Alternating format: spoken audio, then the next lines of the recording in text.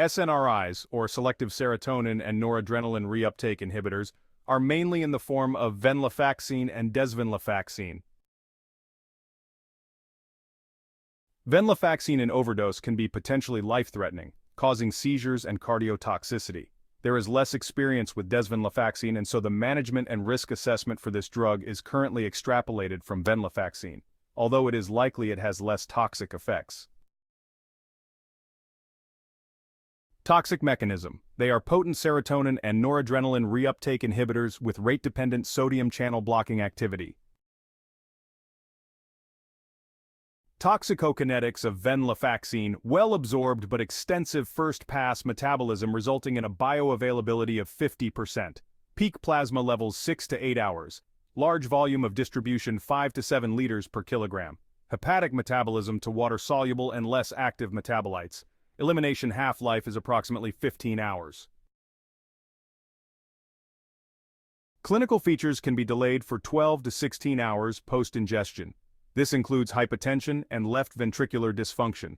Dysphoria, anxiety, mydriasis, sweating, tremor, and clonus are also observed. Tachycardia can reach up to 160 beats per minute, and hypertension may occur. Seizures are often short-lived and self-limiting. Coma is not a feature of venlafaxine toxicity, therefore, if present, other causes must be sought. Rhabdomyolysis and hypoglycemia have been reported in cases of massive overdose. Toxicity usually resolves within 24 hours.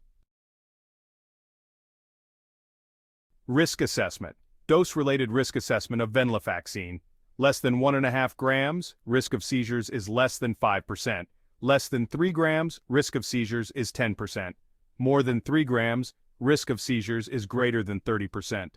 More than 4.5 grams, risk of seizures approaches 100%, hypotension, minor QRS and QT prolongation. More than 7 grams, risk of seizures is 100%, hypotension, left ventricular dysfunction.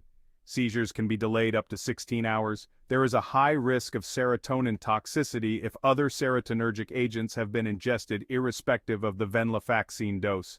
In children, an accidental ingestion of less than 12.5 milligrams per kilogram is not associated with significant symptoms. Investigations. Screening should include a 12-lead ECG BSL and paracetamol level.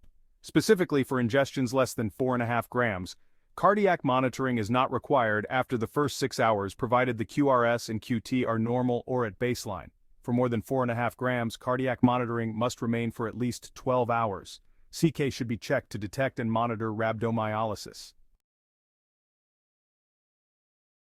Resuscitation.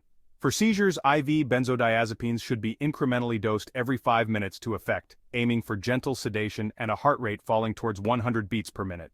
Ensure the patient is not in a dysrhythmia.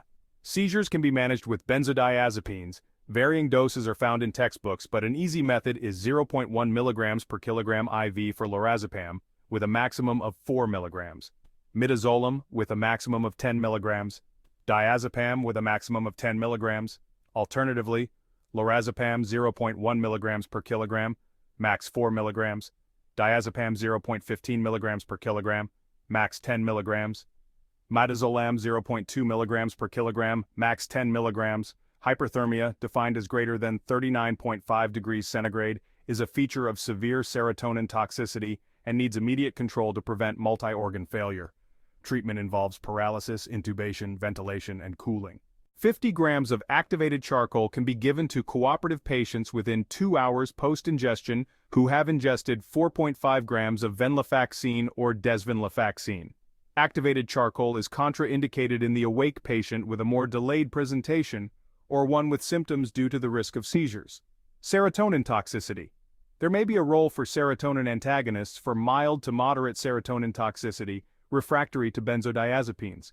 If the patient has severe toxicity, aggressive supportive care including cooling, intubation, ventilation, and neuromuscular paralysis will be necessary.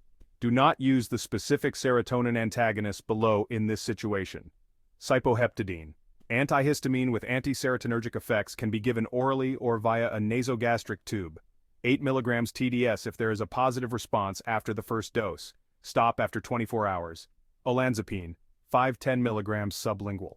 Chlorpromazine 25 100 mg in 100 milliliters of 0.9% saline over 60 minutes.